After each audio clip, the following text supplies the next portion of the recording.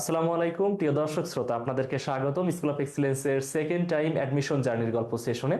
আমরা ধারাবাহিকভাবে প্রতিদিন শুনছি আমাদের সেকেন্ড টাইম সফল শিক্ষার্থীদের অ্যাডমিশন জার্নির গল্প, যারা প্রথমবারের ব্যর্থতা ভুলে গিয়ে দ্বিতীয়বারে এসে ভর্তি পরীক্ষাতে সফল হয়েছে এবং খুবই উল্লেখযোগ্য মেরিট পজিশন অর্জন করেছে, খুবই ভালো সাবজেক্টে বিভিন্ন বিশ্ববিদ্যালয়ে পড়ার সুযোগ পেয়েছে। আমাদের এই সেশনের উদ্দেশ্যই হচ্ছে যারা আহ, আগামী বছর সেকেন্ড টাইমে ভর্তি পরীক্ষা দিবে, তারা যাতে অনুপ্রাণিত হয় কিভাবে লেখাপড়া করলে আসলে সেকেন্ড টাইমে ভালো ফলাফল করা যায় সেসব বিষয় নিয়ে জানতে পারে। আজকে আমাদের সাথে যে শিক্ষার্থী, আমাদের সাবেক সফল শিক্ষার্থী, বর্তমান সফল শিক্ষার্থী যে উপস্থিত হয়েছে, সে হচ্ছে কাজী মেহজাবিন আফরিন। কাজী মেহজাবিন আফরিন সাভার মডেল কলেজের সাবেক শিক্ষার্থী এবং বর্তমানে চট্টগ্রাম বিশ্ববিদ্যালয়ের ডি ইউনিটে 123তম, জাহাঙ্গীরনগর বিশ্ববিদ্যালয়ের ই ইউনিটে 44তম, সি ইউনিটে 68তম এবং বি ইউনিটে 206তম মেধা স্থান অর্জন করেছে এবং চট্টগ্রাম বিশ্ববিদ্যালয়ের আইন বিভাগে ভর্তি হয়েছে। মেহজাবিন, তোমাকে স্বাগত আমাদের সেশনে এবং তোমাকে অনেক অনেক অভিনন্দন তোমার সেকেন্ড টাইমে এমন ভালো ফলাফল করার জন্য। আহ মেহজাবিন, তোমার কাছে প্রথম জিজ্ঞাসা যে তুমি তো প্রথমবার কাঙ্ক্ষিত ফলাফল পেলে না। তুমি বিজ্ঞান বিভাগ থেকে আবার বিভাগ পরিবর্তন করে মানবিকে পরীক্ষা দিয়েছো, এটা একটা গুরুত্বপূর্ণ দিক। তো এই যে প্রথমবার তুমি ভর্তি পরীক্ষা দিলে, মানে প্রথমবার তুমি বিজ্ঞানের চেষ্টা করেছো, মেডিকেলে, তারপর আবার আর্টসেও পরীক্ষা দিয়েছো চট্টগ্রাম বিশ্ববিদ্যালয়ে। তো এই যে তোমার প্রথমবারে যেটা হলো যে বিশ্ববিদ্যালয়ে ঠিকঠাক মতো পড়ার সুযোগ হলো না, তো প্রথমবার কেন তোমার সাথে এ ধরনের অভিজ্ঞতা হয়েছে বলে তুমি মনে করো? মানে প্রথমবারে তোমার ব্যর্থতার কারণ হিসেবে তুমি কোনগুলোকে দেখো?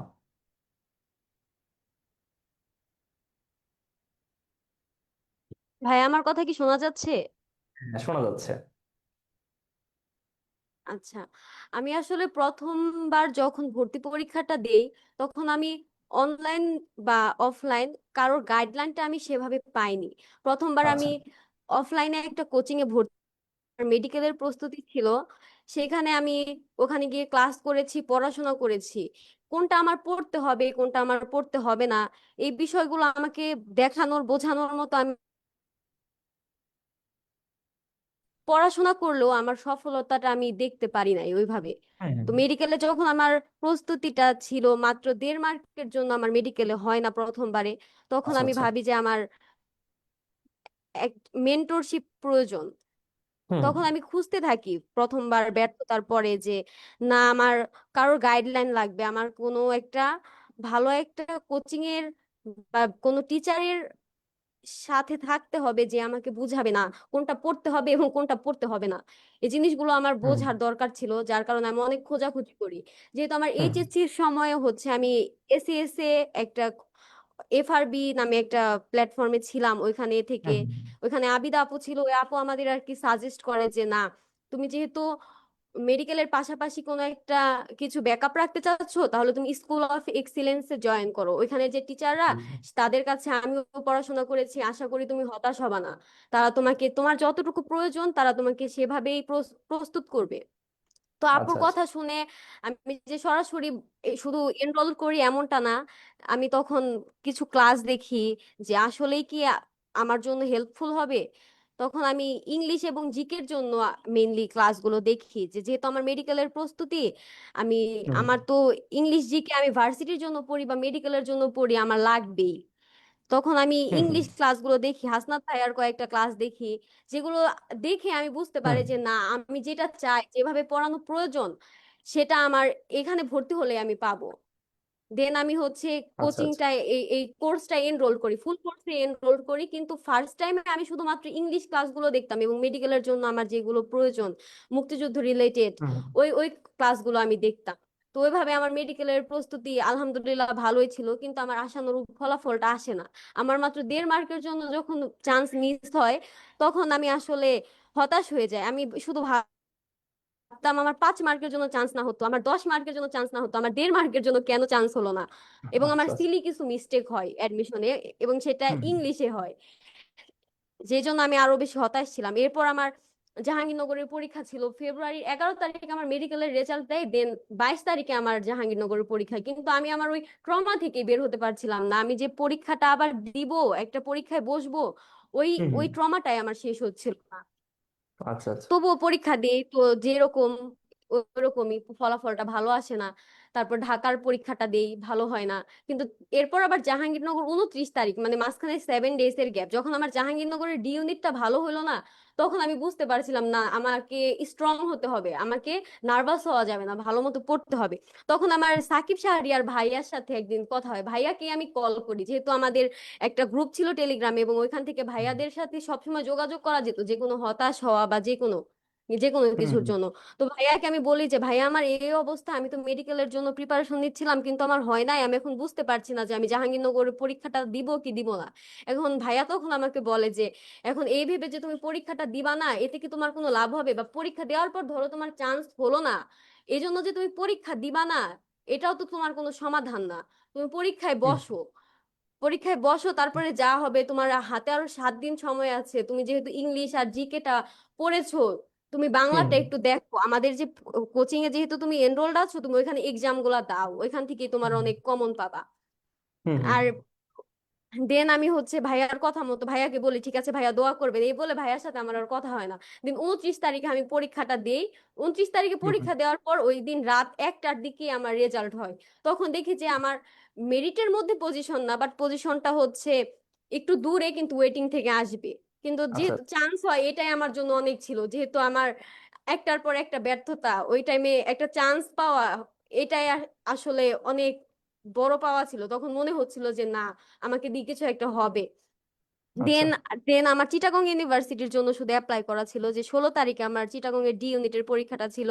কারণ আমার বাবার ইচ্ছা ছিল হয় আমি মেডিকেলে পড়বো, নয়তো আমি লতে পড়বো, এই জন্য আমি আর কোথাও অ্যাপ্লাই করি না, বা চিটাগং হুম এ হুম পড়ার উদ্দেশ্যেও অ্যাপ্লাই করি না, যে ঢাকায় পরীক্ষা এবার, ঢাকার মধ্যে যেহেতু ঢাকা থেকে দিতে পারবো, পরীক্ষাটা দিয়ে দেখি, অ্যাপ্লাই করে রাখি।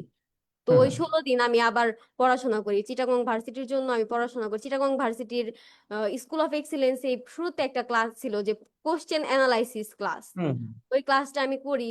আপনারও ক্লাস ছিল ওইখানে জিকের। হুম হুম দেন ভাইয়া ওই ক্লাস দেখার পর আমি বুঝতে পারি যে আমার কি কি পড়তে হবে। তারপর আমি একটা প্রশ্ন ব্যাংক কিনে স্কুল অফ হুম। এক্সিলেন্সের যে এক্সাম গুলা ছিল ওগুলা দিই। তারপর পরীক্ষার আচ্ছা আচ্ছা। একদিন আগে ভাইয়ারা যে একটা পরীক্ষা নেয় ফুল কোশ্চেন প্যাটার্নে, যেটা আমি ঢাকা ইউনিভার্সিটি এবং জাহাঙ্গীরনগর ইউনিভার্সিটির সময় এই কাজটা করতে পারিনি। কারণ আমি তখন তো আমার ওই যে মেডিকেলের পরে আমার সময়ই ছিল না, আমি জানতামই না যে কোশ্চেন প্যাটার্নটা আসলে কি হয়। কিন্তু হুম চিটাগং হুম এর ফার্স্ট টাইম আমি এই সুযোগটা পাই যে আমি বুঝতে পারি যে প্রশ্নটা প্যাটার্নটা এমন, আমার এইভাবে টাইম ম্যানেজমেন্ট করে পরীক্ষাটা দিতে হবে। দেন আমি চিটাগং এর জন্য প্রস্তুতি নিই। আমার মোটামুটি ভালোই পজিশন আসে, 400+, কিন্তু জানি যে আমার এখানে তো আমি আইন পাবো না, যে তোমার হুম মেডিকেল হলো না, এরপর আইনও হলো না। তো তখন আসলে ভাবি যে আসলে কি আমার ভর্তি হওয়া উচিত হবে না, আমার আবার চেষ্টা করা উচিত, যে সেকেন্ড টাইমে যেহেতু আমি একটুর জন্য আমার মিস যায়। তো এই ভেবে ভেবে হুম দেখা যায় যে ফার্স্ট টাইম আমার আর ভর্তি হওয়া হয় না। তখন সবাই বলে যে চান্স পেয়েও কেন ভর্তি হইলাম না, এত কনফিডেন্স ভালো না, সেকেন্ড টাইমে কি হবে না হবে, এগুলো অনেক হুম কথা শুনতে হয়। আমার চেয়ে আমার বাবা মাকে আরো বেশি শুনতে হয়েছে, যেহেতু আমার আচ্ছা আম্মু আচ্ছা। হচ্ছে স্কুলের টিচার ছিল। তো যেখানেই যাইতো, যে মিটিং হোক যেখানেই হোক, যে মেয়ে কোথায় ভর্তি হয়েছে, সবাই যেহেতু জানতো ছোট থেকে যে রেজাল্ট ভালো করি, এগুলো হুম হুম অনেক কথা শোনা লাগছে। আমার চেয়ে আমার বাবা হুম। মাকে বেশি শোনা লাগছে। আচ্ছা আচ্ছা। এরপর আমি আহ, আবার সেকেন্ড টাইমের প্রস্তুতি নিই, আমি আর ভর্তি হই না ফার্স্ট টাইমে, যেহেতু আমার আশানুরূপ ফলাফল সাবজেক্ট পাই না। আমার সাবজেক্ট আসে জাহাঙ্গীরনগরেও চিটাগংয়েও, কিন্তু আমি আমার পছন্দ মতো সাবজেক্ট পাই না। হুম তখন আমি দ্বিধাদ্বন্দ্বে ছিলাম যে আমি জাহাঙ্গীরনগরের প্রস্তুতি নিব, আমার বাসা যেহেতু সাভারে, যে আমার জন্য সুবিধা হয় না, আমি মেডিকেলের প্রস্তুতি নিব, মেডিকেলে নিয়ে যদি আমার আবার না হয়। আবার ফার্স্ট টাইম আমার যখন মেডিকেলে হলো না, তখন আমার বাবা অনেক চাচ্ছিল যে আমাকে প্রাইভেটে ভর্তি করতে। কিন্তু আমার একটা আচ্ছা। ইচ্ছা ছিল যে আমি এত পরিশ্রম করছি, আমি এত পড়াশোনা করছি, আমি যদি ভর্তি হই, আমি পাবলিকে পড়বো, নয়তো সরকারি মেডিকেলে পড়বো, কিন্তু আমি প্রাইভেটে আচ্ছা পড়বো না। আচ্ছা। আহ, এরপরে এইভাবেই আর কি ভাই আবার সেকেন্ড টাইম জার্নিটা শুরু করি। যেহেতু ফার্স্ট টাইম আমি স্কুল অফ এক্সিলেন্সে ছিলাম, আমার মনে হয়েছে এর চেয়ে ভালো সার্ভিস আমি আর কোথাও পাবো না। এর থেকে আচ্ছা বেস্ট আচ্ছা। আমি আসলে অনেক ঘাটাঘাটি করছি, অনেক অনলাইনে, যে কোনটাই ভর্তি হলে আমার জন্য বেস্ট হবে। যেহেতু ফার্স্ট টাইম আমার একটুর জন্য হয় নাই, আমি কোথাও চান্স পেয়েও ভর্তি হয় নাই, তো আমার মাথায় সবসময় এইটাই যে আমাকে বেস্ট ফলাফল করতে হবে। আগের চেয়ে আমাকে ভালো করতে হবে, আগের সমান সমানই যদি করি, সবাই যেমন আমাকে কথা শোনাইছে যে কেন ভর্তি হইলাম না, এত কনফিডেন্স ভালো না, তখন তারা আরো হুম সুযোগ পাবে যে ভর্তি কেন হইলো না, কি হইলো 1 বছর লস করে। দেন আমি দ্বিধাদ্বন্দ্বে ছিলাম যে আমি আসলে ইউনিভার্সিটির প্রস্তুতি নিব না মেডিকেলে, এই ভেবে ভেবে আমি স্কুল অফ এক্সিলেন্সে জয়েন হই জুন মাসে, যে আচ্ছা। মাঝখানে যে আন্দোলনটা হলো জুলাইতে, হ্যাঁ হ্যাঁ হ্যাঁ। এর আগে আমি জয়েন হই। জয়েন আচ্ছা। হওয়ার পর আমাদের প্রথমে একটা গাইডলাইন সেশন হলো যে কিভাবে ক্লাস হবে, ক্লাসগুলো দেখলাম 2-3টা ক্লাস হয়েছে আমাদের, 1 উইক হুম বা 2 উইক। তারপর তো আন্দোলনের কারণে প্রায় 1-1.5 মাসের মতো ক্লাস অফ হুম ছিল। হুম ওই টাইমটা আমিও পড়াশোনা থেকে অনেক দূরে সরে যাই, পড়াশোনার মধ্যে ছিলাম না। তারপর যখন আন্দোলনের পরে আবার ক্লাস শুরু হলো অগাস্টে, তখন আমি হুম ভাবছিলাম যে এতদিন টাইম ওয়েস্ট করে ফেলছি, এখন কি আমি মেডিকেলের প্রস্তুতি নিব না ভার্সিটির। এই করে করে আমার আগস্ট সেপ্টেম্বর এই 2 মাস আবার চলে যায়, কিন্তু এই টাইমে যে ক্লাসগুলো চলতেছিল স্কুল অফ এক্সিলেন্স, আমি তখন ইংলিশ আর জিকে ক্লাসটা একদম রেগুলার করেছি, এবং প্রত্যেকটা ক্লাসের আমি এক্সাম দিতাম, পড়াটা কমপ্লিট করতাম। এবং আমার কি কি প্রবলেম হতো সেগুলো আমি গ্রুপে গিয়ে আরো যারা ছিল আমাদের মেন্টরসরা বা আমাদের যে সহপাঠীরা ছিল, তারাও তো সবাই অনেক হেল্পফুল ছিল, যে গ্রুপে একটা কোশ্চেন দিলে ডাউট ডাউট সলভ সবই করা হতো। তো ওগুলো আমার যে ওইভাবে আমার ইংলিশ আর জিকেটা আমি অনেক এগিয়ে গিয়েছিলাম। তো তখন যখন অক্টোবর মাস, তখন আমার বাসায় মানে আমার বাবা এবং আমার বড় বোন আছে, আমাকে একদিন বলতেছিল যে এত কিছু বাদ দিয়ে যেহেতু আমরা চাই যে তুমি মেডিকেলে পড়বা, তুমি আর ভার্সিটির জন্য পড়ার দরকার নাই, তুমি মেডিকেলের জন্যই পড়ো। এখন মেডিকেলে তোমার অনেক দূরে একটা মেরিট আসলো, তুমি শেষের দিকের একটা সরকারি মেডিকেলে চান্স পেলে যে তোমাকে দূরে গিয়ে ভর্তি করাবো এমনটা তো করবো না, তুমি পড়ো, তুমি ভালো একটা মার্ক পাও, চান্স তোমার হবে। তোমার যেহেতু ফার্স্ট টাইমে তুমি মাত্র 1.5 মার্কের জন্য চান্স পাও নাই, সেকেন্ড টাইমে 5-7 মার্ক তোলা এটা অনেক বড় কিছু না, তুমি চেষ্টা করো, তুমি নার্ভাস হুম হও না, তুমি পারবা। আর তুমি যদি নাও পারো, আমরা তো আছি, আমরা তো তোমাকে সাপোর্ট করতেছি, তোমাকে প্রাইভেটে ভর্তি করব, প্রাইভেটের সবচেয়ে ভালো মেডিকেলে ভর্তি করব, তুমি ভালো একটা মার্ক করো। তখন আমি ভাবলাম যে আমার পরিবার যেহেতু এত চাচ্ছে, বা আমার আরেকটা ক্লোজ একটা বন্ধু ছিল, সেও চাইতো যে না আমি মেডিকেলে পড়ে আমি ডাক্তার হই। তো তখন আচ্ছা। ভাবলাম ঠিক আছে, তাহলে আমি মেডিকেলের প্রস্তুতি নেই, যেহেতু মেডিকেলের তখন হচ্ছে অ্যাডমিশন হবে হচ্ছে জানুয়ারিতে।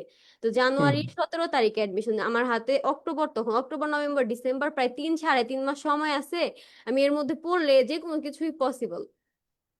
এরপর হুম আমি ইংলিশটা খুব ভালো মতো পড়ি, আমি ইংলিশ একটা ক্লাসও মেবি মিস দেই না, ওই টাইমে হাসনাত স্যার ক্লাসগুলো নিতে পারতো না, তো এই জন্য বাকি বিল্লাহ স্যার আমাদের ক্লাসগুলো একের পর এক নিত, আমাদের টেক্সট বুকের ক্লাসগুলো নিত। ওগুলো তো মেডিকেল এত ইম্পর্টেন্ট না, আমি তবুও করতাম ওগুলা, যে আমি ইংলিশে যেন, ইংলিশে মেডিকেলে হচ্ছে ইংলিশ জিকে মিলে 25 মার্ক, যে ওখানে আমাকে 23-24 তুলতে হবে, আমি এই টার্গেট নিয়ে হুম পড়তাম।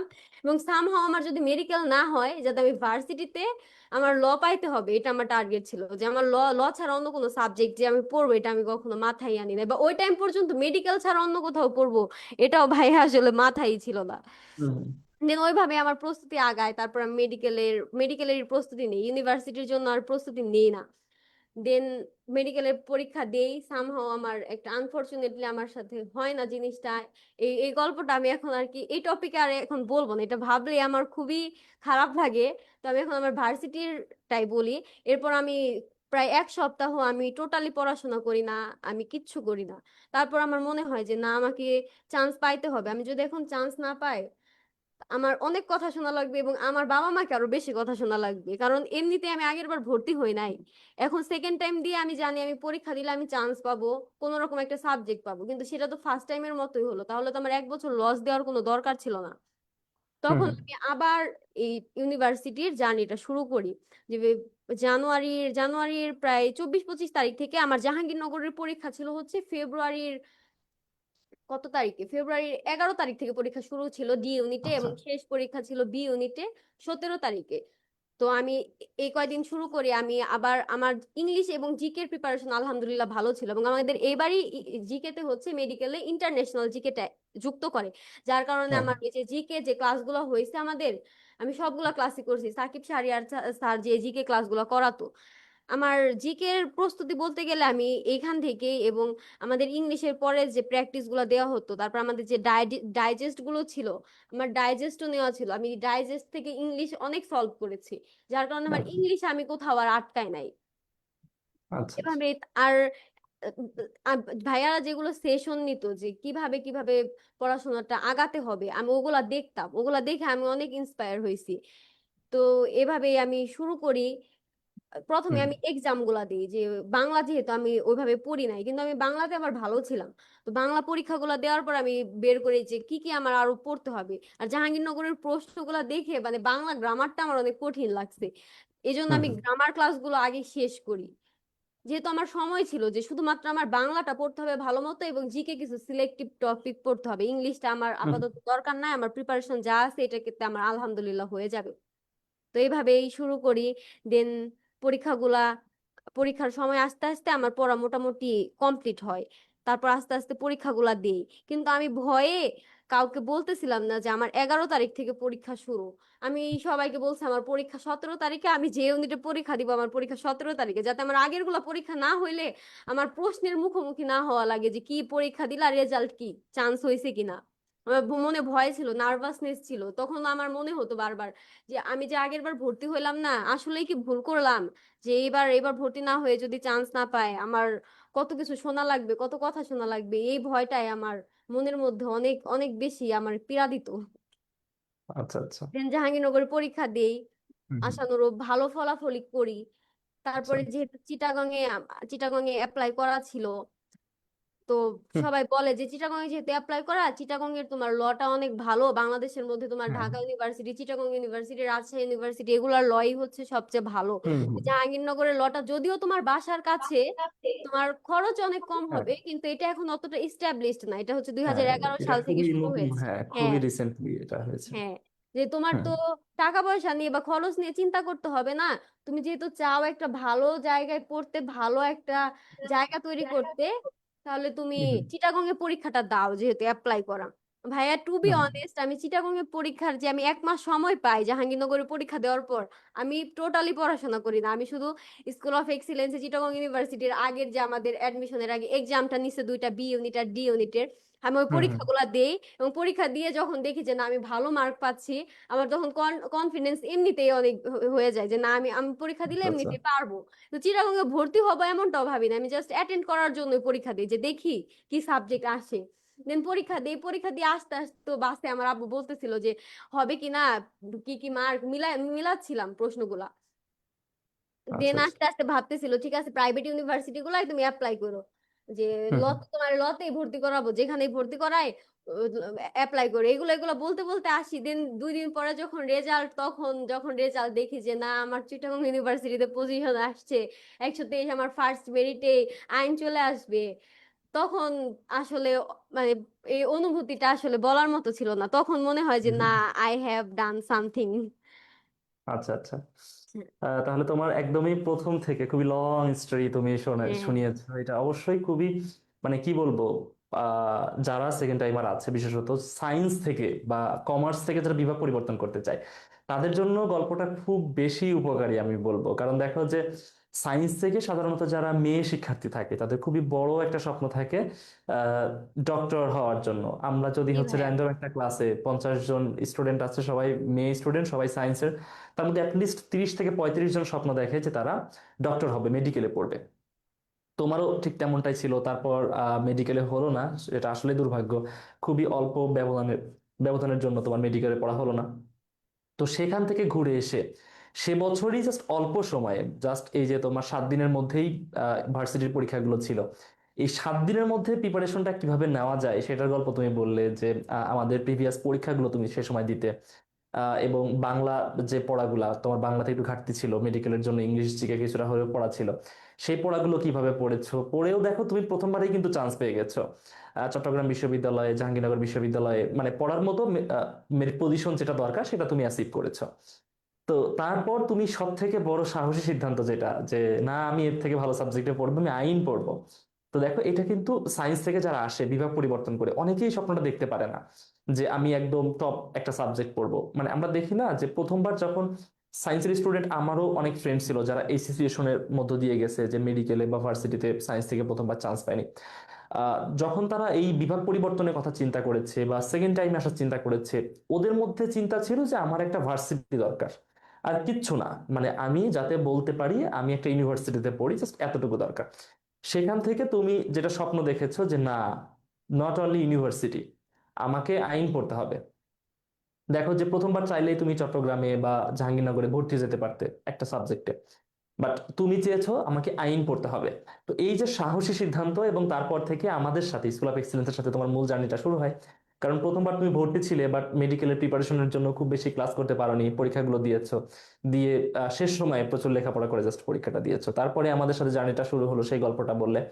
আচ্ছা, মেহজাবিন, তোমার কাছে যদি জিজ্ঞাসা থাকে যে তুমি তো খুবই একটা সাহসী সিদ্ধান্ত নিয়ে আমাদের কাছে এসেছো, এবং তোমার স্বপ্নটা খুবই বড়।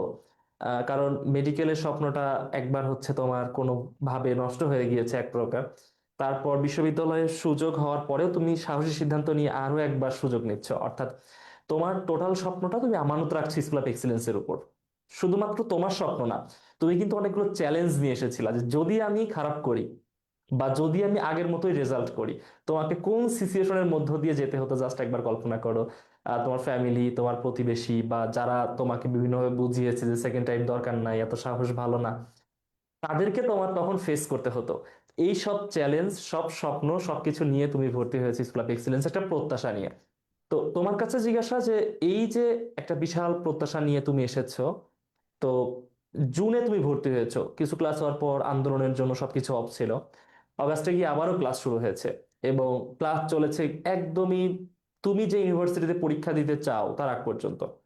সর্বশেষ ইউনিভার্সিটি ভর্তি পরীক্ষা তার আগ পর্যন্ত তুমি জাহাঙ্গীরনগর চট্টগ্রাম পর্যন্ত পরীক্ষা দিয়েছো, তার আগ দিন পর্যন্ত তুমি ক্লাস পেয়েছো।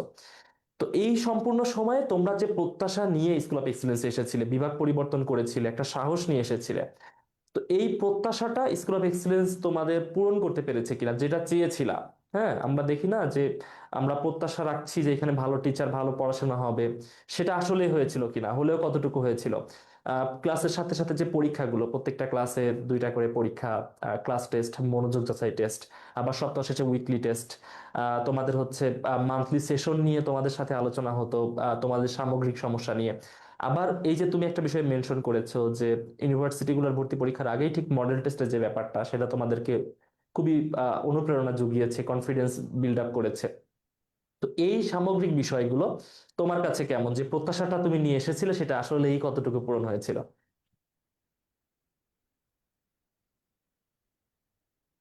জি, আসলে ভাইয়া আমি যখন ফার্স্ট টাইম স্কুল অফ এক্সিলেন্সে ছিলাম, আমি কিন্তু হুম। তখন ইউনিভার্সিটি অ্যাডমিশন সম্পর্কে আমার টোটালি ধারণা ছিল না। আমার ফুল ফোকাস ছিল যে আমি মেডিকেলে পড়বো, মেডিকেল প্রিপারেশন। আচ্ছা। ইভেন আমি যে ভাইয়াদের ক্লাসগুলো করেছি ফার্স্ট টাইমে, আমি মেডিকেলের জন্যই করেছি। তো আমার আচ্ছা। সম্পূর্ণ প্রিপারেশনে আমি একদিনের জন্য অফলাইনে আমি একটা ক্লাসও করিনি যে আমার, আমি বলবো যে আমাকে অন্য কেউ এতটুকু হেল্প করছে যে তুমি ভার্সিটির জন্য। আমার আচ্ছা। সম্পূর্ণ ক্রেডিট আমি স্কুল অফ এক্সিলেন্সের উপর। ঠিক আছে, আমি পড়াশোনা করেছি, কিন্তু আমার পড়াশোনা যে আমি করব, একটা গাইডলাইন যে, এটা আমি ফ্যামিলিতেও কাউকে বলতাম না। আমি যে ইউনিভার্সিটিতে পড়বো এটা বলারই আমার সাহস ছিল না, কারণ আমার বাসার আচ্ছা। আচ্ছা। সবার টোটালি ফোকাস যে মেডিকেলে পড়বে মেয়ে, মেডিকেলে পড়বে, নয়তো হুম। এই মেডিকেলে দো না হয় দেন হচ্ছে ভার্সিটির কথা, ভার্সিটিতে পড়লেও সেটা আইন পড়বা, আইন পড়ে তুমি ইউকে যাবা, ব্যারিস্টার হয়ে আসবা। এইটা এটা যদি করতে পারো তাহলে আইন পড়বা, এরকম হুম। ছিল বিষয়টা। তো আমি নিজে থেকে যেহেতু আমি ফার্স্ট টাইমে ওই যে ইংলিশ ক্লাসগুলো করেছি, জিকে ক্লাসগুলো করেছি, ওই ক্লাসগুলো যদি আমি না করতাম, এখানে যেহেতু হুম। ভার্সিটিরও প্রিপারেশনটা ছিল, আমি তো ভাইয়া এক্সট্রা বইও কিনি নাই। জিকের জন্য আমার ফার্স্ট টাইমে একটা বইও ছিল না, ইংলিশের আচ্ছা। জন্য একটা বই ছিল, কিন্তু আমার জিকের জন্য হ্যাঁ। একটা বইও ছিল না। আমি জাস্ট এই ক্লাসে যেগুলো স্লাইড গুলা ছিল ওগুলা হুম। করেই ভাই আমি চান্স পাইছি। আচ্ছা। আচ্ছা। আচ্ছা। তো আমার মনে হয় না এরপর কারোর আর প্রশ্ন থাকবে যে স্কুল অফ এক্সিলেন্সের এই গাইডলাইনটা বা এদের কোর্স, ক্লাস, স্লাইড এগুলো এনাফ কিনা। আমি যখন ক্লাস করেছি সেকেন্ড টাইমের সময়, তো আমি ক্লাসগুলো করেছি ঠিক মতো, হুম। পরীক্ষাগুলো হুম। দিয়েছি। তখন অনেকেই গ্রুপে বলা বলি করতো, বা হাসনাত ভাইয়া যে ক্লাসগুলো নিতে পারতো না, এগুলো নিয়েও সবার খুব কনসার্ন ছিল যে গ্রামার আচ্ছা। ক্লাস আচ্ছা। কেন হচ্ছে না, কেন হচ্ছে না। কিন্তু যতটুকু হচ্ছে অতটুকু থেকে তুমি কতটুকু নিতে পারতেছো, হুম। এইটুকু হুম। তোমার আগে এনশিওর করা প্রয়োজন। এই কাজগুলো অনেকেই করে নাই, অনেকে এগুলো নিয়ে অনেক লেখালেখিও করছে আমি দেখছি। তখন আমি হ্যাঁ। কিছু বলতাম না, বাট আমার আমার নিজেরই রাগ হতো যে যতটুকু তুমি পরীক্ষা দিচ্ছ এখানে কি তুমি তোমার মার্কটা অবটেন করতে পারছো? তুমি যেটা চাচ্ছ ওটুক তো আগে তুমি নিজের কাজটা করো, দেন টিচাররা যা করার তারা তো করবে। হুম। হুম। এই ব্যাপারগুলা হচ্ছে আসল। এবং ভাইয়া আমি সত্যিই বলবো যে আমাদের বাংলা ক্লাস, জিকে ক্লাস, দেন ওই টপিক ভিত্তিক ক্লাসগুলা যে আপনি বা ওই যে আরেকটা ভাইয়া আছে আমার, ওনারা যে নেয়, মানে এমন কোনো টপিক নাই যেগুলো স্কুল অফ এক্সিলেন্স থেকে দেওয়া হয় না। ইভেন তো ইংলিশ, আর ইংলিশ বলতেছি, আইকিউ অ্যান্ড ম্যাথ ক্লাসগুলোও নেওয়া হয়েছে। এটা আমি ভাবিনি যে আচ্ছা আইকিউ আচ্ছা। অ্যান্ড ম্যাথ ক্লাসও যে মানবিকের কোর্স থেকে নেওয়া হবে, বা আইন বিভাগের জন্য এই দুইটা ক্লাসও নেওয়া হবে।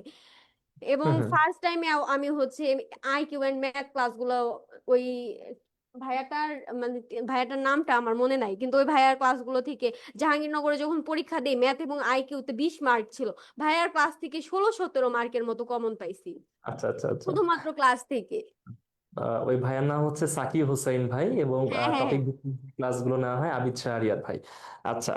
তো হচ্ছে তুমি যেটা বললা যে মানবিকের শিক্ষার্থীদের জন্য ম্যাথ আইকিউ, এটা আসলে একটা আন্ডার রেটেড টপিক। হ্যাঁ, মানে এটার একটা ইয়া আছে, ভ্যালু আছে, বাট সব জায়গাতে এটা আন্ডার রেট করা হয়।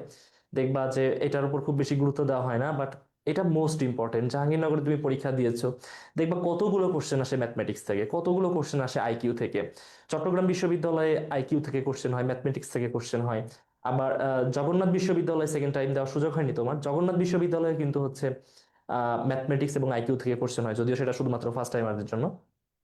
তো এই যে এতগুলো বিশ্ববিদ্যালয়ে কোশ্চেন হচ্ছে, আমি জানি কোশ্চেন হবে ম্যাথ আইকিউ থেকে, তাহলে আমি যদি ঠিকঠাক প্রিপারেশনটা না নিতে পারি, তাহলে এটা তো সমস্যাই হয়ে যায়। এর জন্য আমাদের এখানে, তুমি তো দেখেছোই যে ম্যাথ আইকিউ এর জন্য আলাদা করে 8টা 10টা ক্লাস রাখা হয়েছে, যাতে করে তোমার, বা এই ক্লাসগুলো করেই যাতে তুমি পরীক্ষাতে অ্যাপিয়ার করতে পারো, মানে এই ক্লাসগুলো করেই যাতে তোমার কমপ্লিট হয়ে যায়।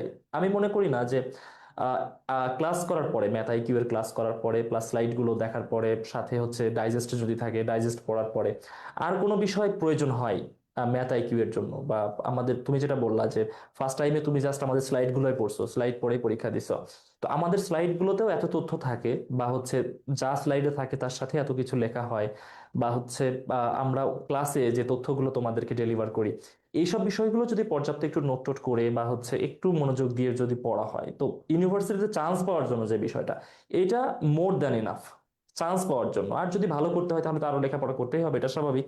আচ্ছা। মেহজাবিন, তোমার কাছে জিজ্ঞাসা, যে তুমি তো বললা যে একটা খুবই ডেডিকেটেড ভাবে তোমাকে সেকেন্ড টাইমের জার্নিটা শুরু করতে হয়েছে, খুবই প্রেশার নিয়ে, খুবই চ্যালেঞ্জ পিছনে সামনে ডানে বায়ে নিয়ে তোমাকে হচ্ছে শুরু করতে হয়েছে। তো আহ, আমরা দেখেছি যে সেকেন্ড টাইমের শিক্ষার্থীর ওই যে জুনে ক্লাস শুরু হয়েছে এবং শেষ তো হলো কিছুদিন আগে সেকেন্ড টাইমের ক্লাস। তো তুমি মনে হয় ক্লাস করা শেষ করেছো তোমার চট্টগ্রাম বিশ্ববিদ্যালয়ে, যখন দেখছো যে আইন চলে আসবে তারপরে। তো এই যে একটা লং টাইমে আমাদের ক্লাস সংখ্যাও কিন্তু অনেক বেশি ছিল। তুমি যদি সর্বশেষ খেয়াল করো, যে আমরা গুচ্ছের জন্য শেষ 10টা ক্লাস দিয়েছিলাম, যে শুধু গুচ্ছের জন্য রিকভারি ক্লাস। ঠিক আছে, বাংলাতে 10টা, ইংরেজিতে 10টা, সাধারণ জ্ঞানে 10টা, মানে শুধু রিকভারি, মানে যা যা পড়ানো হয়েছে সেইগুলো একটু স্মরণ করার জন্যই আলাদা করে 30টা ক্লাস। তাহলে জাস্ট কল্পনা করো মূল লেকচারে কতগুলো ক্লাস ছিল। মূল লেকচারে বাংলা ইংলিশ সাধারণ জ্ঞানে খেয়াল করো তুমি একটু, যে কোনোটাই 50টার কম ক্লাস হয়নি। তো 150টা মতো ক্লাস, এইদিকে রিকভারি ক্লাস, এটা সেটা মিলাই অনেক ক্লাস তোমাদের নেওয়া হয়েছে, প্রত্যেকটা ক্লাসের পরীক্ষা। তো এই এত সংখ্যক ক্লাস এবং পরীক্ষা তোমাদের ক্ষেত্রে এটা কি অতিরিক্ত চাপ ছিল কিনা, যে আমি খুব বেশি মানে প্রেশারের মধ্যে পড়ে যাচ্ছি এত ক্লাস এত পরীক্ষা দিতে দিতে, নাকি এটা তোমার জন্য কোনো পজিটিভ ভাইব নিয়ে আসতো, যে না এটা আমার জন্য প্রেশার না, এটা আমাকে কোনো না কোনোভাবে বেনিফিটেড করছে, আমি বুঝতে পারছি পরীক্ষাগুলো দিয়ে মেরিট পজিশন দেখে আমার অবস্থানটা কি, এমন কোনো পজিটিভ ভাইব নিয়ে আসতো কিনা? ভাইয়া অবশ্যই এটা পজিটিভ ছিল, কারণ আমি তো মেডিকেলের কোচিং করেছি, ওইখানে আমার হুম। ইংলিশ ইংলিশের কোর্স ছিল হচ্ছে 4 দিনে ফুল টপিক কমপ্লিট, ইংলিশের যাবতীয় যা আছে, আর জিকের মাত্র আচ্ছা 2টা ক্লাস ছিল। মানে আচ্ছা। এবং অন্যান্য কোচিং এও দেখা যায় 1-1.5 ঘন্টাতে অনেকগুলো টপিক কমপ্লিট করে দেয়। যেহেতু আমি অনলাইন বেস যে কোচিংটা করেছি সেকেন্ড টাইমে, আমি সেকেন্ড টাইমে কোনো কোচিং করিনি, শুধু স্কুল অফ এক্সেলেন্সেই ছিলাম। তো 1-1.5 ঘন্টাতে আসলে জিকে এত বিস্তারিত এগুলো পড়ানো যায় না। যেটা স্কুল অফ এক্সিলেন্সে আমি যখন প্রথম জয়েন করি, তখনই কিন্তু আমাদের একটা ইয়ে সিলেবাস দিয়ে দেওয়া হয় যে কোন টপিক হুম গুলো পড়ানো হবে।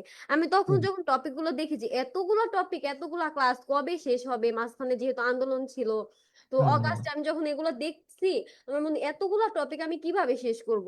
এর সাথে তো আমার আবার হুম। সায়েন্সের পড়াগুলো আছে, তখন এগুলো মনে হতো। বাট আমি যখন আস্তে আস্তে ক্লাসগুলো করলাম, আসলে আপনারা হচ্ছে ভাইয়া রেগুলার ক্লাসগুলো নিতেন এবং রেগুলার পরীক্ষাগুলো নিতেন, এটা আমাদের জন্য অনেক ভালো হতো। আমরা একটা টপিকের পরে কিন্তু শুরুর দিকেই কিন্তু ভাইয়া ডেইলি ক্লাস হতো না, একদিন পর পর হুম ক্লাস হুম। হতো, যাতে আমরা হ্যাঁ ওই ফ্লোটা ধরে রাখতে পারি শুরুতে, আস্তে আস্তে গিয়ে পরে যাতে আমাদের পড়াশোনার মধ্যে যখন ঢুকে যায় তখন কিন্তু রেগুলারিটি মেনটেন হুম করাটা, হুম কনসিস্টেন্সি রাখাটা ইজি হয়। হুম। তো এই জিনিসটা আমার সবচেয়ে ভালো লেগেছে। শুরুর দিকে আমার মনে হতো একদিন গ্যাপে গ্যাপে ক্লাস হয়, এত লেট হচ্ছে, পরে কি সিলেবাস শেষ হবে?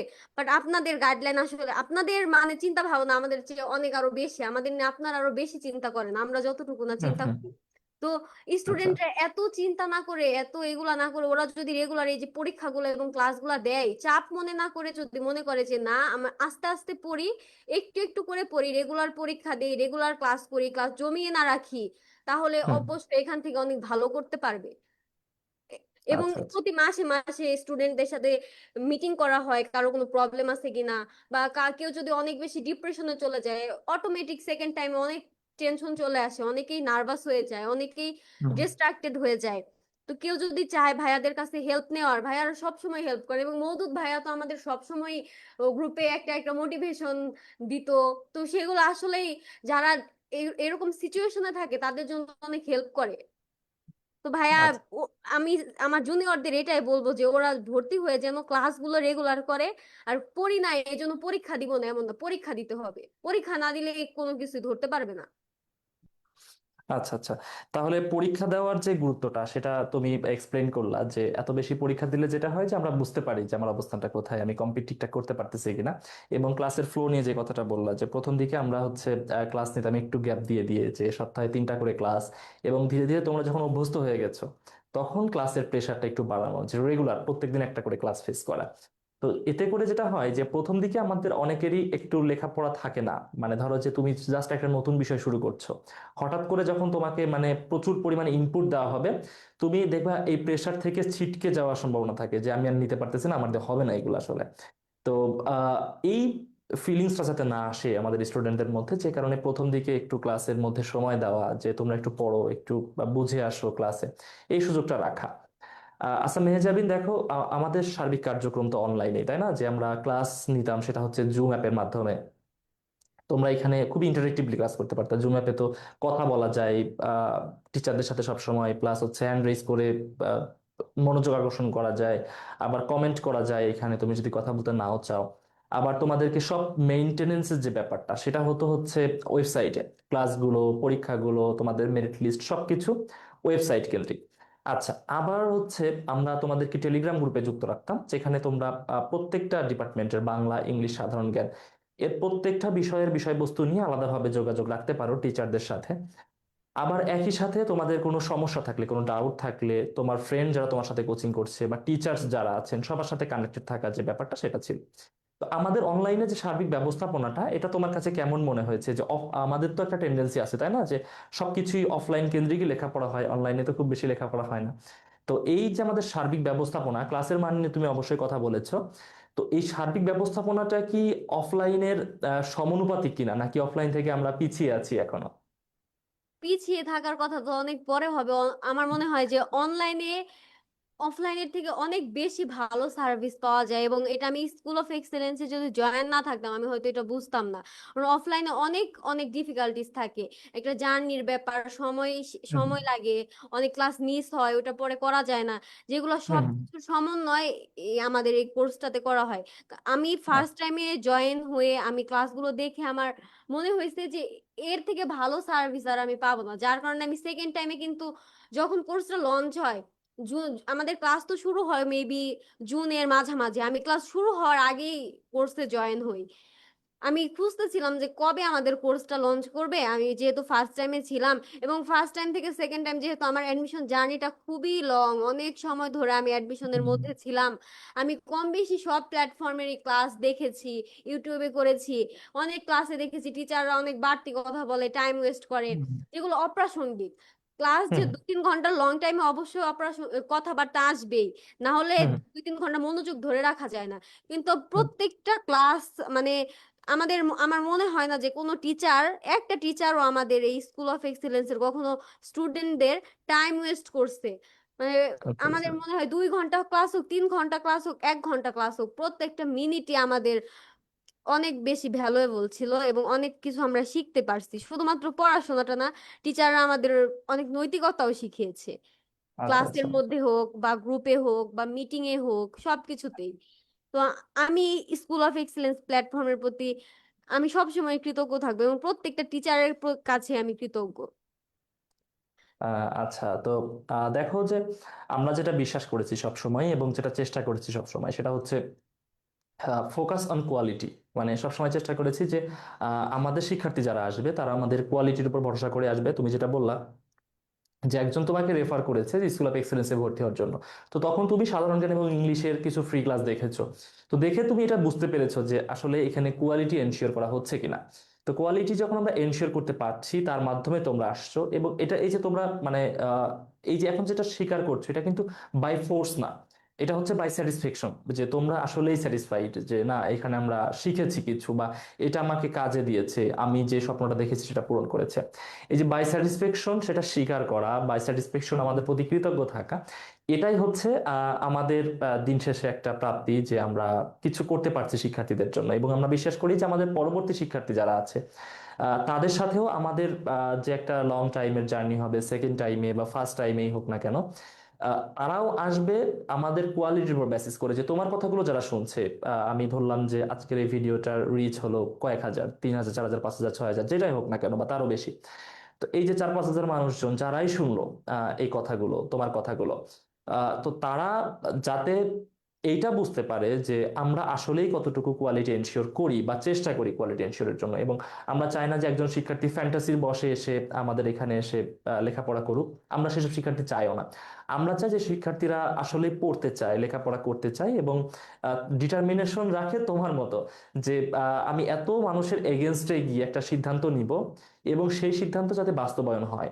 তাহলে জাস্ট হিসাব করো যে দ্য ডাইমেনশন অফ ড্রিম, হ্যাঁ, মানে স্বপ্নের মাত্রাটা কোথায় ছিল। তো এই ধরনের শিক্ষার্থী হচ্ছে আমাদের প্রত্যাশা। এবং আমরা চাই যে তোমাদের মাধ্যমে অনুপ্রাণিত হোক আমাদের সেকেন্ড টাইমার শিক্ষার্থী বা ফার্স্ট টাইমার শিক্ষার্থী যারা আছে তারা, যে আসলেই আমরা এখানে কোয়ালিটিফুল কিছু একটা করব ইনশাল্লাহ।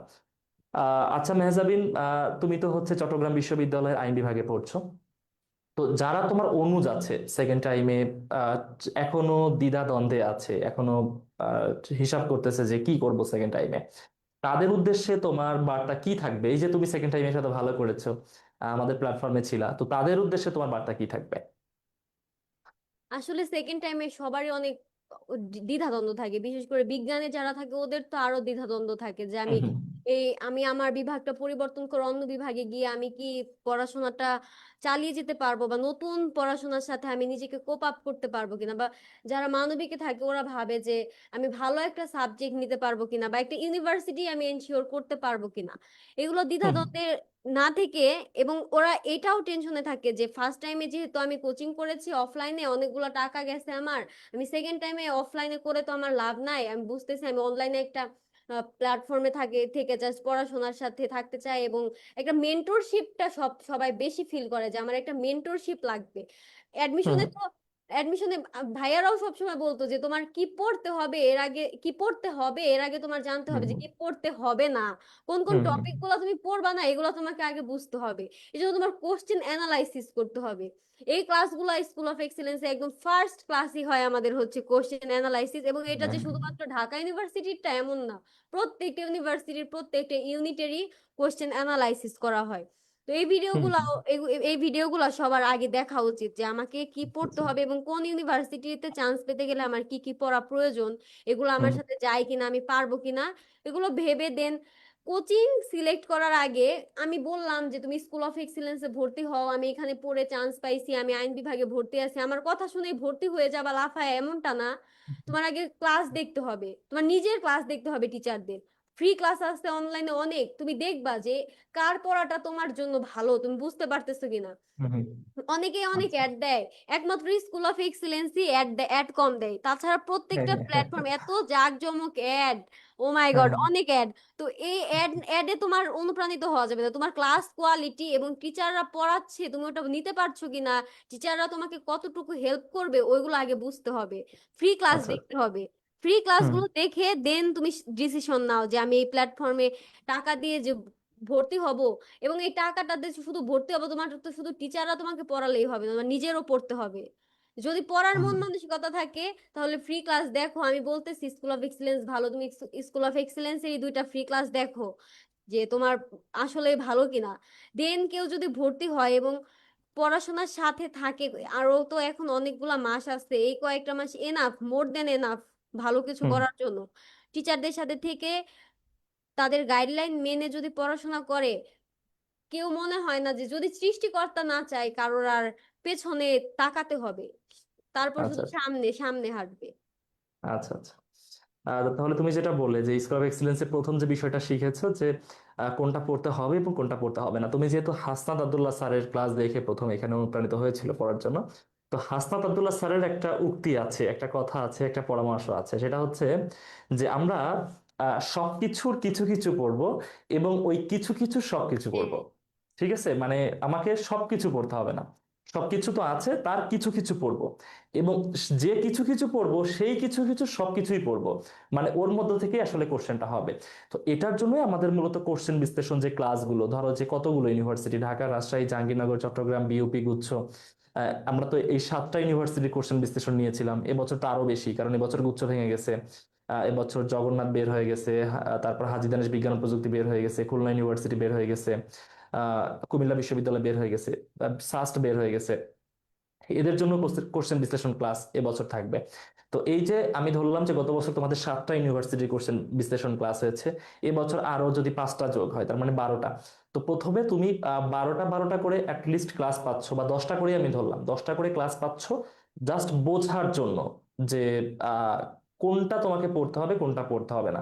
ওই যে সবকিছু কিছু কিছু পড়বো এবং কিছু কিছু সবকিছু পড়বো, এই থিওরিটা আগে তোমাকে বুঝতে হবে।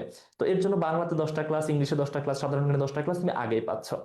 আচ্ছা, তো এই বিষয়টা আসলে আমরা প্রথমে চেষ্টা করি যে একজন শিক্ষার্থীকে বোঝানোর জন্য যে দেখো তোমাকে কি পড়তে হবে এই নেক্সট কয়েক মাসে, কারণ এটা তো খুবই ক্রুশাল পার্ট। হ্যাঁ, অল্প সময় বাট লাইফে একটা মানে গেম চেঞ্জিং টাইম। হ্যাঁ, মানে তুমি কোন দিকে মুভ করবা তোমার ফিউচারে, সেটা ডিপেন্ড করে এই সময়টাতে।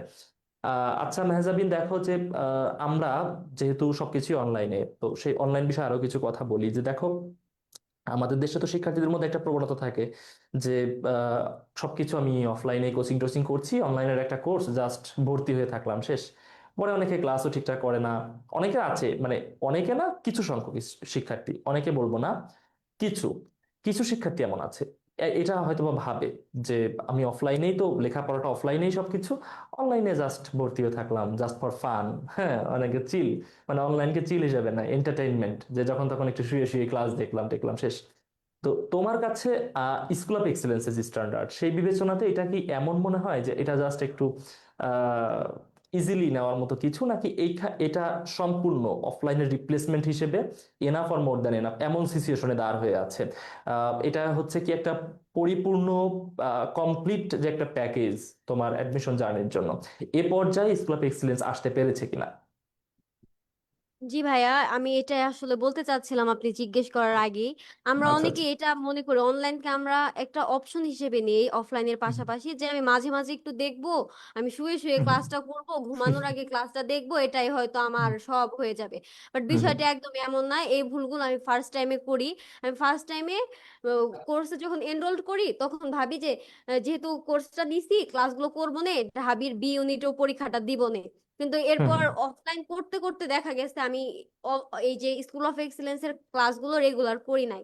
তো তো আচ্ছা যখন আচ্ছা। আমি ঢাবিতে পরীক্ষাটা দিতে যাই, তখন ভাই আমার এত আফসোস হয় যে আমি কেন ক্লাসগুলো করলাম না। আমি তো কোর্সটা কিনছিলাম অ্যাডমিশনের শুরুর দিকে। আমি যদি ক্লাসগুলো শুধুমাত্র রেগুলার করতাম, নোট করতাম, আমার নোট থাকলে যে কোনো পড়া ভাইয়া নোট করলে এত ইজি হুম। হয় পড়ার জন্য, পরীক্ষার আগে রিভাইজ দেওয়ার মতো ইম্পর্টেন্স আমার মনে হয় না আর কিছু আছে। রিভাইজ এন্ড এক্সাম, এই দুইটা কাজ করতে হুম। না পারলে যত পড়াশোনা করা হোক, পরে হুম। ওইখানে হুম। ফ্লোটা আর রাখা যায় না, এক্সামে গিয়ে নিজের নিজের 100% দেওয়া যায় না। তো আমার ফার্স্ট টাইম আমার প্রচুর আফসোস হয়েছিল যখন আমি, কারণ ঢাবিতে তো সেকেন্ড টাইম নাই, আমি ঢাবি ঢাবি একবার যাওয়া মানে আর পসিবল না। তখন আমার হুম। অনেক হুম। আফসোস হয়েছে যে আমি কেন ক্লাসগুলো ঠিক মতো করলাম না। এরপর সেকেন্ড টাইমে আমি যখন থেকে ক্লাস শুরু করি আমি প্রত্যেকটা ক্লাসে নোট করতাম। এখনো আমার নোটগুলো আছে, ইংলিশ, জিকে, বাংলা, সব হুম। ক্লাসের হুম। নোট আমার কাছে। বাংলাটা আমি করতে পারি নাই, বাংলার নোটটা আমার হয় নাই, কিন্তু ইংলিশ আর জিকে এই 2টা ক্লাসের প্রত্যেকটা নোট আছে। ইভেন ইংলিশে প্রত্যেকদিন ভোক্যাবস দেওয়া হতো, সেগুলোও আমি পড়তাম, ভোক্যাবস এর নোটটা পর্যন্ত আমার কাছে আছে। যার কারণে আমার মেডিকেলের পর অল্প একটু সময় ছিল, কিন্তু আমি পড়াশোনাটা করতে পারছি। হুম হুম হুম। ওই টাইমে আমি আমার নিজের সর্বোচ্চটা দিতে পারছি, এবং আমি পরীক্ষার হলে আমার 100% ইউজ করতে পারছি। আচ্ছা এবং আচ্ছা আচ্ছা। অনলাইনে করলে কি হয়, দূর দূরান্ত থেকে আসে, একটা নতুন পরিবেশের সাথে খাপ খাওয়াতেই তো কতদিন চলে যায়। হুম এরপর হুম হুম এখানে পরিবেশ, টাকা পয়সা সবকিছু মিলিয়ে হুম হুম। অফলাইনটা আসলেই ওভাররেটেড, একদম ওভাররেটেড। আচ্ছা আচ্ছা। কেউ যদি অনলাইনে নিজে পড়তে চায়, অফলাইনেও তোমার টিচাররা তোমাকে পড়া বুঝিয়ে দিবে, বাসায় এসে তোমার নিজে পড়তে হবে। হুম হুম অনলাইনেও সেম। তোমার যদি হুম পড়ার হুম। মানসিকতা থাকে, তাহলে অনলাইন বেস্ট, অফলাইনের কোনো প্রয়োজনই হয় না এখন। স্পেশালি আচ্ছা এই আচ্ছা। যে ইউনিভার্সিটি অ্যাডমিশনের, যদি ইঞ্জিনিয়ারিং প্রিপারেশন থাকে, তখন দেখা যায় হাতে কলমে অনেক কিছু দেখানোর থাকে, বা এগুলা অন্য ব্যাপার। কিন্তু ইউনিভার্সিটির জন্য অনলাইনই বেস্ট, অফলাইনে যাওয়া মানে সময় ওয়েস্ট, এনার্জি ওয়েস্ট, টাকা ওয়েস্ট, সবই ওয়েস্ট। আর আচ্ছা এখন আচ্ছা। অনলাইন কোচিং গুলো এমনই হয়েছে। ইভেন অনলাইনের প্রত্যেকটা কোচিং, এই দেখা যায় হাজি দানিশের জন্য কোর্স আনে, ইংলিশের জন্য আলাদা হুম কোর্স হুম আনে, বাংলার জন্য কোর্স আনে, হুম হুম জাবির জন্য কোর্স, রাবির জন্য কোর্স, ঢাবির জন্য তো 100টা কোর্স, আইসিইউ কোর্স, অমুক কোর্স হুম তমুক হুম। কোর্স। আর স্কুল আচ্ছা অফ আচ্ছা। এক্সিলেন্সে একটাই কোর্স, ওই এক কোর্সের টাকা দিয়ে তোমার ফুল 1 বছরের জার্নি। তো আমার মনে হয় যে এখানে এটাই, এর চেয়ে ভালো আর অপশন নাই। এরপরে অপশন কি হবে না হবে ওইটা পরের বিষয়, কিন্তু এখন আর নাই। আচ্ছা আচ্ছা আচ্ছা। তো আর যেটা তুমি ডাইজেস্ট দেয়া শিখছো, হয়, হ্যাঁ হ্যাঁ তো কারো হ্যাঁ। যদি হুম হুম প্র্যাকটিস করার হয়, ডাইজেস্ট থেকে প্র্যাকটিস করতে পারবে। আর রেগুলার এক্সাম নেওয়া হচ্ছে, প্রত্যেক হুম দিন হুম। এক্সাম থাকে, ক্লাস শুরুর আগে এক্সাম, ক্লাস শেষে exam, weekly exam, monthly exam. নিজেকে যাচাই করার জন্য এটা মোর দেন এনাফ। আচ্ছা আচ্ছা। তো যেটা বলেছে ডাইজেস্টের যে বিষয়টা, ডাইজেস্টে যেটা হয় যে আমরা যেভাবে ঠিক ক্লাসটা নিই, ধরো যে একটা ক্লাস নিচ্ছি, যে কথাগুলো স্লাইডে আছে, যে কথাগুলো আমি মুখে বলছি, আমি তোমাদেরকে কি করছি যে সফট কপি যেটা স্লাইডে সেটা তোমাদেরকে দিয়ে দেওয়া হচ্ছে। তো এরপর তুমি যেটা করবা, ক্লাস করলা, স্লাইড পেয়ে গেলা, এবার ডাইজেস্টে আছে এমসিকিউ এমসিকিউ এমসিকিউ এমসিকিউ। তুমি এখান থেকে প্র্যাকটিস করবা। প্র্যাকটিস বলতে ধরো যে আজকে একটা টপিকে ক্লাস হলো, আমি ধরলাম যে ইংলিশের তোমার একটা ক্লাস হলো আজকে, রাইট ফর্ম অফ দ্য ভার্বের ক্লাস হলো। তো right forms of the verbs এর ক্লাস যখন হলো, তো তুমি দেখো ডাইজেস্টে 200-300 এমসিকিউ আছে এই টপিকের উপর।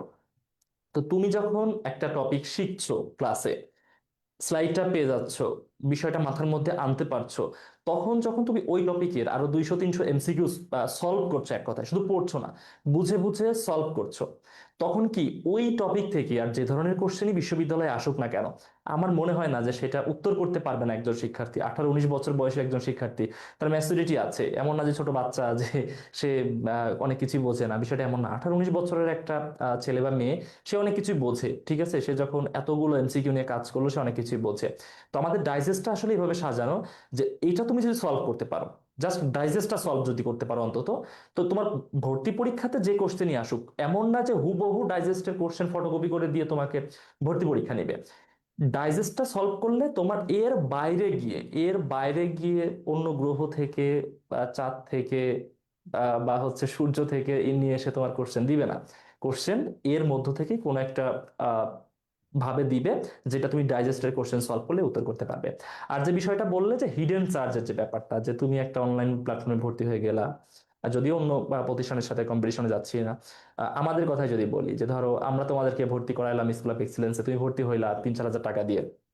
হওয়ার পর তুমি দেখলা যে কিছুদিন যাওয়ার পরে বলতেছে যে ঢাকা ইউনিভার্সিটি রিটেন কোর্স, কারণ ঢাকা ইউনিভার্সিটিতে রিটেন আছে।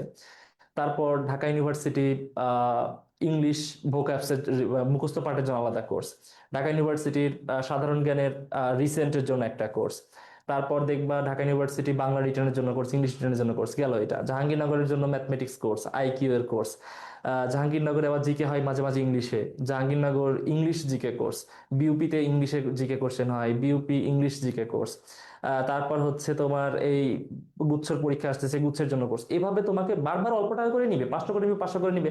আরে ঠিক আছে, 500 তো যাচ্ছে, সমস্যা কি? তো 10টা কোর্সে ভর্তি হতে 5,000 আরো চলে গেছে। বাট স্কুল অফ এক্সিলেন্স যেটা করেছে, তুমি যেটা বললা যে এটা একটা কোর্সে তুমি ভর্তি হবা, নেক্সট তোমার যতদিন দরকার হয়, ধরো তুমি আজকে ভর্তি হয়েছো, দেশে মহামারী শুরু হয়ে গেছে, দেশে যুদ্ধ শুরু হয়ে গেছে, ভর্তি পরীক্ষা 2 বছর পরে গিয়ে হোক, এই 2 বছর তুমি এখানে পড়বা জাস্ট ওই ফিটা দিয়ে। আর তোমাকে একটা পয়সা অতিরিক্ত দিতে হবে না ওই ফিটা দিয়ে। যেমন দেখো সেকেন্ড টাইমে তুমি বললা যে জুনে তুমি ভর্তি হয়েছো, জুনে ভর্তি হয়েছো, এবছর সেকেন্ড টাইমের ব্যাচটা কতদিন পর্যন্ত ক্লাস করেছে? হাদি দানেশের পরীক্ষা হয়েছে খুব সম্ভবত এপ্রিল মাসের দিকে, আমার যতটুকু মনে আসে, হয়তো বা মার্চ এপ্রিলের দিকে পরীক্ষা হয়েছে। গত বছর জুন, এবছরের মার্চ এপ্রিল, তার মানে কি 10টা 11টা মাস এতদিন যে কোনো প্ল্যাটফর্মের ক্ষেত্রেই চালিয়ে যাওয়া একটু কঠিন, জাস্ট ওই একটা ফি নিয়ে। সেটা আমরা এনশিওর করার চেষ্টা করেছি, কারণ তুমি এখানে আসছো তোমার স্বপ্নটা নিয়ে। এমন না যে আমি তোমার সাথে শুধুমাত্র বিজনেসই করব, মানে অবশ্যই এটা তুমি যেহেতু টাকা দিচ্ছ, আমরা সার্ভিস দিচ্ছি, ওয়ান ফর্মস অফ বিজনেস এটা। বাট বিজনেসটা হবে সার্ভিস কেন্দ্রিক, তাই না? যে তুমি তোমার স্বপ্নটা নিয়ে আসছো, এই স্বপ্নটা আমাদের কাছে আমানত, এটাকে যদি আমরা নারিশ করতে পারি then it is okay, otherwise not. তো এই বিষয়টা আমরা মেনটেন করার চেষ্টা করি যে কোনো অবস্থাতে যাতে একজন শিক্ষার্থী কখনোই এটা ফিল না করে যে সে ফ্রডের শিকার হয়েছে, কোনো অবস্থাতে ফিল যদি না করে, যারা না করে সে স্ক্যামের শিকার হয়েছে, এটা যাতে কোনো অবস্থাতে আমাদের এখানে এসে সে ফিল না করে। এবং আমরা কখনো এটা বিশ্বাস করি না যে অফলাইন অনলাইন আমরা সারা জীবন কোনো একটা প্রতিষ্ঠানের সাবসিডিয়ারি হয়ে থাকবো বা কোনো একটা প্রতিষ্ঠানের পরিপূরক হয়ে থাকবো, এমন আমরা কখনোই চাই না। আমরা চাই যে আমাদের শিক্ষার্থী শুধু আমাদের এখানেই পড়ুক, এবং এটা এনাফ, যেটা তুমি স্বীকার করলে। আমরা দেখেছি যে দেখো, সেকেন্ড টাইমের কথা যদি বলি, সেকেন্ড টাইমে আমাদের শিক্ষার্থী জাহাঙ্গীরনগর বিশ্ববিদ্যালয়ে ফার্স্ট হয়ে গেছে। রাজশাহী বিশ্ববিদ্যালয়ের টপ 10-এর মধ্যে অনেকে আছে, চট্টগ্রাম বিশ্ববিদ্যালয় অনেকে ভালো পজিশনে আছে, যেমন তুমি চট্টগ্রামে আইন পড়ার সুযোগ পেয়েছো, তো আইনের উপরে আর আর্টস থেকে কি পড়বে সেখানে গিয়ে? তো এই যে আমাদের শিক্ষার্থীরা সেকেন্ড টাইমে এসে এত ভালো রেজাল্ট করতেছে, ফার্স্ট টাইমে এত ভালো করতেছে, ফার্স্ট টাইমে দেখো প্রত্যেক বছরই আমরা টপ 10-এর মধ্যে পজিশন পাচ্ছি, ঢাকা ইউনিভার্সিটিতে টপ 20 টপ 30 এর মধ্যে অনেক শিক্ষার্থী থাকছে। এমনও আছে যে তোমার শুধু আমাদের এখানে পড়েই টপ 3-এর মধ্যে পজিশন করছে ঢাকা ইউনিভার্সিটিতে। তো এগুলো তো আসলেই মানে আমরা যে তোমাদেরকে যেভাবে নারিশ করছি, এটা জাস্ট তুমি জাস্ট নাও, ভিতরে নাও, যে তুমি যেটা বললা যে যা পড়ানো হচ্ছে এটাই তোমরা আগে পড়ো, ঠিক আছে, এটাই নোট করো, এটাই পড়ো। তো এটাই হচ্ছে পরামর্শ, যে নোট করতে থাকো, যা কিছু বলা হয় দেখবা প্রত্যেক ক্লাসে বলা হয় যে নোট করো, নোট করো, পড়ো পড়ো, এইভাবে এইভাবে পড়ো। এই বিষয়গুলো একটু মেনটেন করো, মান্থলি মিটিং অ্যাটেন্ড করো, সেখানে কিভাবে বলা হয় ফলো করো। মধুসূদন স্যার মাঝে মাঝে হচ্ছে ক্লাসে তোমাদেরকে বকাঝকাও করেছেন।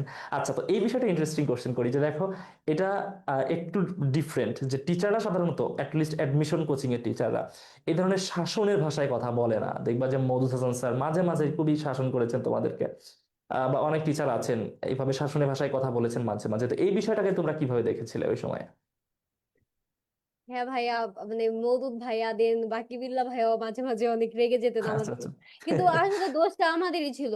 আমরা আচ্ছা। করতাম কি, আমি নিজেকেও বাদ দেব না, আমরা করতাম, আমরাই সবসময় ভাইয়াদের জিজ্ঞেস করতে থাকবো, ভাইয়া এই ক্লাসটা কবে হবে, গ্রামার হচ্ছে না, কোর্স কি শেষ হবে, সময় চলে যাচ্ছে, ক্লাস কেন হুম, হচ্ছে না, এগুলো এগুলো প্রশ্ন করতে।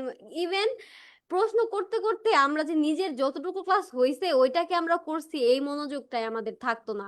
আমরা আচ্ছা। নিজেরা বেশি ডেসপারেট হয়ে যেতাম। হুম কিন্তু হুম এগুলো সবাই হয় অ্যাডমিশন টাইমে, আমাদের নিজেদেরও টেনশন থাকে যে ক্লাসগুলো কবে শেষ হবে।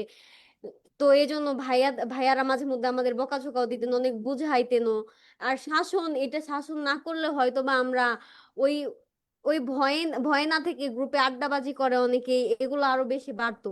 তো ভাইয়ারা এই শাসনটা করে, আবার যখন প্রয়োজন আমাদের বুঝায়, আমাদের হুম হেল্প করে, আমাদের মোটিভেশন হুম দেয়। সবকিছুই ভাইয়ারা করেন। আমি এই জন্যই তো ভাইয়া শুরুতেই বললাম, এখানে যে আমাদের শুধু পড়াশোনাটা করানো হয় এমন না, আমাদের অনেক কিছু শেখানো হয়, অনেক কিছু হিউজ, আচ্ছা আচ্ছা। প্রত্যেকটা টিচার। আর হুম, একটা ইউনিভার্সিটিতে একটা কোচিং এ ভর্তি হবে, অনেক ভালো স্টুডেন্ট আছে, অনেক মিডিয়াম স্টুডেন্ট আছে, আবার এমনও আছে অনেক খারাপ স্টুডেন্টও আসে হুম, কোচিং হুম, এ ভর্তি হইতে একটা আশা নিয়ে। তো স্কুল অফ এক্সিলেন্স এর টিচাররা প্রত্যেকটা স্টুডেন্টকে সমান গুরুত্ব দেয়। এমন না ও ভালো করতেছে পরীক্ষায় ওকে আমি এক্সট্রা গিয়ে হুম, এটা বেশি পড়াচ্ছি, এটা কম পড়াচ্ছি, এমন কখনোই করা হয় না। হুম, একটা হুম, হুম, ইউনিভার্সিটিতে সবচেয়ে বেস্ট সাবজেক্ট কি, মেডিকেল ইঞ্জিনিয়ারিং বাদ দিলাম, একটা ইউনিভার্সিটির বেস্ট সাবজেক্ট কি, আইন, ফার্মেসি, হুম, এগুলাই। বা হুম, হুম, এই দিক থেকে তো আইনই সবচেয়ে উপরের একটা সাবজেক্ট। তো এই সাবজেক্ট নিয়ে যখন আমি পড়বো বা আমি এটার যখন স্বপ্ন দেখতেছি, আমাকে অবশ্যই ওই পরিশ্রম করার ক্যাপাবিলিটি থাকতে হবে এবং টিচারদের কথা শোনার ক্যাপাবিলিটি থাকতে হবে। হুম, হুম, আমার মাথায় অনেক প্রেশার ছিল যে আমার আইন পড়তে হবে, এমন না যে একটা মোটামুটি পড়াশোনা করলে একটা ইউনিভার্সিটিতে একটা সাবজেক্ট পাওয়া যায়, এটা খুব অনেক কঠিন কাজ না। কিন্তু একটা হুম, হুম, ভার্সিটিতে টপ করা, 100 পজিশনের মধ্যে থাকা, আইন পাওয়া, এটা এটা আসলে লাকও লাগে অনেক সময়, হুম, লাকও হুম, অনেক কিছু ম্যাটার করে। তো এই জায়গা থেকে বলবো যে টিচাররা যদি সাহায্য না করতেন, বকাঝকা না দিতেন, আমি টিচারদের সাথে কখনো কথাও বলে নাই যখন কোচিং থাকতাম। আচ্ছা আমি আচ্ছা। সবসময় আমার ইয়া লাগতো, আমি নিজে থেকে লজ্জা পাইতাম যে আমি টিচারদের সাথে কথা বলবো, পরে যদি আমি চান্সটা না পাই ভাইয়াদের কিভাবে বলবো যে ভাইয়া আমার তো চান্স হয় নাই, বা জিজ্ঞেস করবে কিভাবে বলবো যে ভাইয়া চান্স হয় নাই। তো সব আচ্ছা মিলে আচ্ছা। গ্রুপে যখন সবাই কোশ্চেন করতো তখন ফ্লোতে ফ্লোতে করতাম। আর আমি ইংলিশ ক্লাস নিয়ে অনেক গ্রুপে ইয়া করছি যে ভাইয়া ইংলিশ ক্লাস কেন হচ্ছে না, কেন হচ্ছে না, এগুলাও। তো ভাইয়া এগুলা নিয়েও অনেক বুঝাতেন, প্রথমে ভাইয়ারা বুঝাতেন, তারপর যখন বিরক্ত হয়ে যেতেন তখন আমাদের একটু বকা দিতেন। তো এগুলা আচ্ছা করা হয় দেখেই আমাদের স্টুডেন্ট গুলা স্কুল অফ এক্সিলেন্সের সবাই কিন্তু অনেক ভালো করে এখানে। স্টুডেন্ট কিন্তু হাজার হাজার, 10,000, 20,000 এমন হয় না, হুম কিন্তু যতজন থাকে এখান থেকে অনেক ভালো রেজাল্ট করে, অনেক হুম ভালো রেজাল্ট করে। আমি অফলাইনেও এরকম অফলাইনে তো স্টুডেন্ট থাকে 10, 20 হাজার, 30,000, কিন্তু একটা অনলাইনে কিন্তু এত স্টুডেন্ট থাকে না। হুম হুম সেখান হুম। থেকে আমরা আমাদের ব্যাচেরই অনেকেই আছে, আমরা অনেকেই অনেক ভালো ভালো পজিশন করেছি। তো হুম হুম টিচাররা যদি আমাদের পাশে না থাকতো তাহলে এটা কখনোই হতো না। And hmm. মেন্টরশিপ এটা অনেক বেশি ইম্পর্টেন্ট ছিল, অনেক হেল্প করছে। আচ্ছা আচ্ছা। মেহজাবিন, তাহলে ওই যে শাসন করার যে বিষয়টা বললা, যে দেখো, তোমরা ডিল করছো শুধু তোমার সাথে, মানে আমি একজন স্টুডেন্ট, আমি ডিল করছি শুধু আমার সাথে, কিন্তু স্কুল অফ এক্সিলেন্সের প্রত্যেকজন টিচার ডিল করতেছেন হাজার হাজার স্টুডেন্টদের সাথে।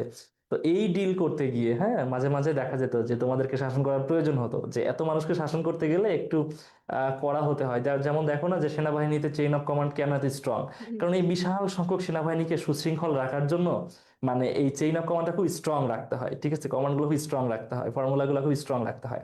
তো এই যে তোমরা ছিলা, এটা তো ওয়ান টাইপ অফ আর্মি, তাই না? তোমরা যে জি হাজার ভাই। হাজার স্টুডেন্ট আমাদের, তো এটা তো আর্মি। এই আর্মিকে সুশৃঙ্খল রাখার জন্য মাঝে মাঝেই শাসন করার প্রয়োজন হয়, যে শাসনটা স্কুল অফ এক্সেলেন্স মেনটেন করার চেষ্টা করেছে খুবই পজিটিভ ওয়েতে অবশ্য। আচ্ছা, মেহজাবিন, আমরা অনুষ্ঠানের একদমই শেষ পর্যায়ে চলে এসেছি। তুমি তোমার যে স্বপ্নের সাবজেক্ট, যখন তোমার প্রথম মেডিকেলের স্বপ্নটা ভঙ্গ হলো, যে কোনো সায়েন্সের শিক্ষার্থীর জন্য মেহজাবিন অবশ্যই অনুকরণীয়, যে সায়েন্স থেকে বিজ্ঞান বিভাগ পরিবর্তন করে এসে এত ভালো রেজাল্ট করা। তো তুমি যেহেতু হচ্ছে আইন পড়ার জন্য মনস্থির করেছো এবং ভর্তি হয়ে গেছো, তো তোমার আহ স্বপ্নটা বর্তমানে কি, যে তুমি নিজেকে কোন অবস্থানে দেখতে চাও, তোমার পরিবারের জন্য তুমি আসলে কি করতে চাও, তোমার সমাজ তোমার দেশকে তুমি কি দিতে চাও, এই বিষয়ে যদি কিছু বলতে। আসলে ভাইয়া আইন বিভাগে ভর্তি হওয়াটা প্রথম থেকে যে আমার নিজের ইচ্ছা ছিল এমন না, মানে আমার আচ্ছা আচ্ছা। বাবার ইচ্ছাটাই ছিল প্রথম থেকে। মানে আমি পরিবারকে সবসময় প্রায়োরিটি দিছি, যে আমার বাবা এটা চাচ্ছে, আমি আমার বাবাকে এবং পরিবারকে অনেক ভালোবাসি যেহেতু, হুম তাদেরকে হুম কষ্ট দিতে চাই নাই। যে আমার বাবার ইচ্ছা যে আমার মেয়ে হয় ডাক্তার হবে, নয়তো ল পড়বে, হয় সে ব্যারিস্টার হবে, নয়তো জুডিশিয়ারি যে দিকটা, এই আচ্ছা আচ্ছা। যেটা চাওয়া থাকে, যেটা একটা রেসপেক্টেড একটা হুম হুম এরিয়া, যদিও এটা ইজি না, বা পরিশ্রম করতে হবে। ইউনিভার্সিটিতে হুম হুম ভর্তি হয়ে গেছি, এখন আমার নিজেরটা নিজের পড়ে অ্যাচিভ করতে হবে।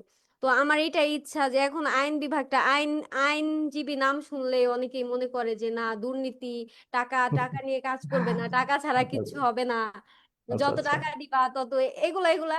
তো আমি চাই আমার জায়গা থেকে যাতে আমি অনেস্ট থাকতে পারি, আমি যেই দিকেই যাই, আমি জুডিশিয়ারি হুম দিকে হুম যাই, বা উম, বা আইনজীবী হই, আমি আমার জায়গা হুম হুম থেকে, বা আমার আত্মীয় স্বজন, আমার পরিবার, আমার বন্ধু বান্ধব, বা একটা অসহায় মানুষ যেই আছে, আমি যাকে তাকে তার প্রাপ্য যে জিনিসটা সে চাইবে, যে অনেস্টলি যাতে আমি কাজ করে যেতে পারি, আমি এটাই চাই, যে আমি অনেস্টি হুম হুম। নিয়ে কাজ করতে চাই, এবং আচ্ছা আচ্ছা। সবার সবার স্বপ্নটা পূরণ করতে চাই, এইটাই।